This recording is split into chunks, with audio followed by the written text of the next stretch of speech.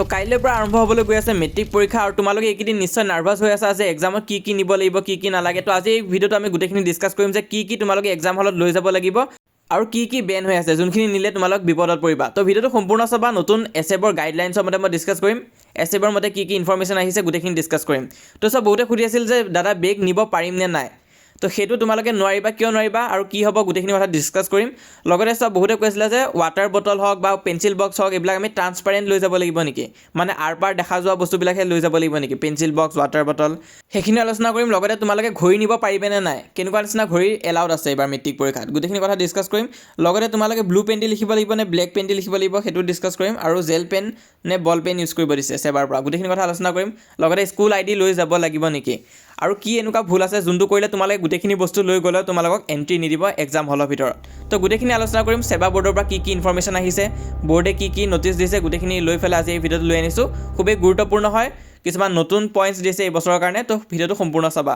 আৰু যিসকলে মেট্ৰিক পৰীক্ষাত ভাল ৰিজাল্ট কৰিব বিচাৰিছা চেনেলটো ছাবস্ক্ৰাইব কৰি থৈ দিবা, মই যিমান পাৰোঁ সহায় কৰি গৈ আছোঁ। আছামিজতো আমি মেইন বুকৰ কাৰণেও কমন কুৱেশ্যন দি দিছোঁ আৰু তোমালোকৰ গ্ৰামাৰৰ কাৰণে মই এটা ছেশ্যন দি দিছোঁ যাতে তোমালোকৰ এইখিনি বস্তুখিনি কমপ্লিট হৈ থাকে। তো এতিয়া আমি আহিছোঁ টাইমিঙৰ কথাটোত। এতিয়া মেট্ৰিক পৰীক্ষাত এক্সাম হলৰ বাহিৰত তোমালোকে ৰৈ থাকিব লাগিব আৰু এণ্ট্ৰি কিন্তু তোমালোকক নিদিব। এণ্ট্ৰি কেইটা বজাৰ পৰা দিব, 8:20 পৰা তোমালোকক এণ্ট্ৰি কৰিব দিব। তেতিয়া তোমালোকক চেক কৰিব, তোমালোকৰ গেটৰ বাহিৰত পুলিচ থাকিব আৰু পুলিচে তোমালোকক চেক কৰি ভিতৰলৈ পঠিয়াব। তাৰপিছত নেক্সট তোমালোকৰ কুৱেশ্যন পেপাৰ ডিষ্ট্ৰিবিউশ্যন কিন্তু 5 মিনিট আগতেই দিব। 9টা বজাত এক্সাম ষ্টাৰ্ট হ'ব, কিন্তু কুৱেশ্যন পেপাৰ তোমালোকক 8:55 AM দি দিব। তো সেইটো কিয় আগতীয়াকৈ দিয়ে সেইটো জানি লোৱা। এই 5 মিনিট আগতীয়াকৈ এইকাৰণে দিয়ে যাতে তোমালোকৰ কুৱেশ্যন পেপাৰখনত কিবা প্ৰিণ্টিং ভুল হৈ আছে নেকি চাবৰ কাৰণে। ধৰি লোৱা এটা পেজ বোলে অহাই নাই বা তোমালোকক যোনখন এনচাৰ স্ক্ৰিপ্ট দিছে তাত কিবা ভুল হৈ থাকিব পাৰে, তো সেইখিনি চাবৰ কাৰণে অকণমান আগতীয়াকৈ দি দিয়ে। আৰু তেতিয়া তোমালোকে কুৱেশ্যনখিনি চাবা ঠিকে আছে নে নাই, পেপাৰখন ঠিকে আহিছে নে নাই, নে কিবা পেজ মিচিং হৈ আছে নেকি সেইখিনি চাবা। তাৰপিছত তোমালোকৰ এক্সাম ষ্টাৰ্ট কেতিয়া হ'ব, 9টা বজাত ডাইৰেক্টলি তোমালোকৰ এক্সাম ষ্টাৰ্ট হৈ যাব। তোমালোকে তেতিয়াৰ পৰা লিখা আৰম্ভ কৰিবা আৰু 9:30 হৈ যোৱাৰ পিছত কোনো ষ্টুডেণ্টক এক্সাম হলৰ ভিতৰত এণ্ট্ৰি নিদিব। তো এইটো ভুল বহুতে কৰে, কি কৰে সিহঁতে ভাবে যে অকণমানহে দেৰি হৈছে একো নাই, এইটো এক্সামৰ হলত যাই পামগৈ, কিন্তু তেনেকুৱা নহয়। তোমালোকে আগতীয়াকৈ যাই ৰৈ থাকিবা, কিন্তু ডাইৰেক্ট 9টাত এক্সাম ষ্টাৰ্ট হ'ব, 9টাত পোৱাকৈ যাম তেনেকুৱাকৈ নাভাবিবা, নহ'লে কিন্তু লেট হৈ যাব। আৰু যদি দূৰ জেগাৰ পৰা হয় তেনেহ'লে অকণমান সোনকালে আহিব চেষ্টা কৰিবা, কাৰণ ইয়াত তোমালোকে চোৱা ডাইৰেক্টলি নটিছত দিয়ে দিছে এক্সাম হলত কেতিয়া এলাউ কৰা হ'ব তোমালোকক যাবৰ কাৰণে, 8:20 AM এলাউড কৰা হ'ব। আৰু কোৱা হৈছে যে পৰীক্ষা ষ্টাৰ্ট হৈ যোৱাৰ পিছত, ধৰি লোৱা তোমালোকৰ পৰীক্ষা 9টা বজাত ষ্টাৰ্ট হৈ গ'লগৈ, তাৰপিছত 9:30 তোমালোক সোমাব নিদিব। ইয়াত কোৱা হৈছে যে 30 মিনিট পিছত এক্সাম ষ্টাৰ্ট হৈ যোৱাৰ পিছত কিন্তু এক্সাম হলত এণ্ট্ৰি দিয়া নহ'ব। Under no' circumstance candidate will be allowed to enter examination hall after 30 minute, সেইটো মনত কৰিবা। তাৰপিছত কথা হ'ল যে তোমালোকে স্কুলৰ ID কাৰ্ড নিব লাগিব নেকি, তো সেইটো ইমান এটা কম্পালচৰি নহয়, অপশ্যনেলে হয় যে ID কাৰ্ড নিব লাগিব, হ'লেও লৈ যাবা যদি পাৰা।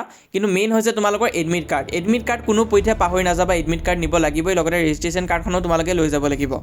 তো এইখিনি হৈছে এচেঞ্চিয়েল বস্তু আৰু ডকুমেণ্ট যোনখিনি তোমালোকে নিবই লাগিব। এটা হৈছে এডমিট কাৰ্ড, আনটো হৈছে ৰেজিষ্ট্ৰেশ্যন কাৰ্ড। এই দুটা কোনো পধ্যে পাহৰি নাযাবা, ঘৰৰ পৰা ওলাওঁতে তোমালোকে বেগত বাৰে চাবা যে এডমিট কাৰ্ড আৰু ৰেজিষ্ট্ৰেশ্যন কাৰ্ড আছে নে নাই। নেক্সট কথা হ'ল যে হাৰ্ডবৰ্ড বা ক্লিপবৰ্ড, যোনখন তোমালোকৰ পৰীক্ষাত ইউজ কৰা হাৰ্ডবৰ্ড হয় এক্সামৰ কাৰণে, তো সেইটো লৈ যাবা। কাৰণ চোৱা তাত টেবুলততো বহুত ৰাফ ছাৰ্ফেচ হ'ব পাৰে, বেঞ্চ ভাঙা চিঙা হ'ব পাৰে, তো তেতিয়া কি হ'ব তোমালোকৰ কিন্তু কপিখন লেতেৰা হৈ যাবগৈ, তো সেইটো কাৰণে হাৰ্ডবৰ্ড লৈ যাবা। এতিয়া হাৰ্ডবৰ্ডখন এতিয়া ট্ৰান্সপাৰেণ্ট হ'ব নে নহ'ব সেইটো কথা ইমান এটা কিন্তু সেবাৰ পৰা কোৱা হোৱা নাই, হ'লেও কিছুমান চেণ্টাৰত অকণমান কিবাকিবি কৰিব পাৰে। তো পাৰিলে তোমালোকে ট্ৰান্সপাৰেণ্ট নিবা, কিন্তু নাথাকিলেও সেই যোনখন আছে সেইখনকে লৈ যাবা, ইমান এটা হাৰ্ডবৰ্ড লৈ ইছ্যু হ'ব নালাগে। নেক্সট তোমালোকে কি নিব লাগিব, পেন নিব লাগিব, আৰু চব মিনিমাম 2টামান কলম লৈয়ে যাবা। বহুতে কি কৰে সিহঁতে এটা কলমে লৈ যায়, পিছত কলমটো বেয়া হৈ যায়, লিখা নিদিয়া হৈ যায়গৈ, তো তেতিয়া বহুত বেয়া প্ৰব্লেমত ফাঁচে। তো সেইটো কাৰণে তোমালোকে কি কৰিবা, কলম লৈয়ে যাবা, মিনিমাম 2টা আৰু পাৰিলেতো 3-4টামান লৈ যাবা কলম। আৰু বহুতে কি কৰে সিহঁতে গিফ্টত কলম চলম পায়, তো সেইখিনি ডাইৰেক্ট এক্সামৰ দিনাই লৈ যায়। তো তেনেকুৱা নহয়, অকণমান ঘৰত লিখি আনিবা, তেতিয়াহে মানে কলমটো ফ্ৰী হ'ব, নহ'লে কিন্তু স্মুথলি লিখিব নোৱাৰিবা আৰু বহুত দেৰি হৈ যাব। তাৰপিছত তোমালোকে চব পেঞ্চিল নিব লাগিব, পেঞ্চিল লাগিব, ডায়েগ্ৰাম থাকিব। তো এতিয়া অসমীয়া এক্সামতো তেনেকুৱাকৈ নালাগিব পাৰে, হ'লেও আণ্ডাৰলাইন কৰোঁতে লাগিব, ইম্পৰ্টেণ্ট পইণ্টখিনি হাইলাইট কৰি দিবা, তেতিয়া এক্সামিনাৰেও ভাল পাব আৰু মাৰ্কছ ইনক্ৰিজ হোৱাৰ চান্স থাকিব। ইৰেজাৰো নিবা লগতে, তাৰপিছত শ্বাৰ্পনাৰো লৈ যাবা আৰু ৰুলাৰ স্কেল লৈ যাবা, স্কেল দি তোমালোকে আণ্ডাৰলাইন দি দিবা। তো সেইখিনি আছিলে এচেঞ্চিয়েল বস্তুখিনি যোনখিনি মানে নিবই লাগে। তাৰপিছত আছে কিছুমান এডিচনেল আইটেমছ, যেনেকৈ তোমালোকৰ ৱাটছ, ঘড়ী নিব পাৰিবে নে নাই। তো এইটো কুৱেশ্যন মোক বহুত ষ্টুডেণ্টছে কমেণ্ট কৰি সুধি আছিল যে ঘড়ী নিব পাৰিম নে নাই। তো চোৱা ঘড়ী তোমালোকৰ 2টা টাইপৰ থাকে, এটা হৈছে এনালগ ৱাটছ, এটা হৈছে ডিজিটেল ৱাটছ। তো চোৱা কোনোবাই যদি ডিজিটেল ৱাটছ লৈ যায় তেনেহ'লে সেইটো ইজিলি চিটিং কৰি দিব পাৰিব। তো যোনটো এনালগ ৱাটছ হয় মানে নৰ্মেল ঘড়ী, সেইটো কিন্তু এলাউড কৰে, সেইটো আগতে বহুতো চেণ্টাৰত এলাউড কৰিছে, তো এইটো এলাউড কৰে, তো তোমালোকে লৈ যাবা। হ'লেও যদি গাৰ্ডে নিদিয়ে সোমাওঁতে তেনেহ'লে তোমালোকক পেৰেণ্টছক দি দিব পাৰা, কিন্তু যদিহে দিয়ে তেনেহ'লে ভাল কথা, কাৰণ এনালগ ৱাটচটোতো তেনেকৈ ডাইৰেক্ট বেন কৰা হোৱা নাই। কিন্তু ডিজিটেল ৱাটচ ডাইৰেক্ট বেন হৈ যায়, সেইটো তোমালোকে নিব নোৱাৰিবা।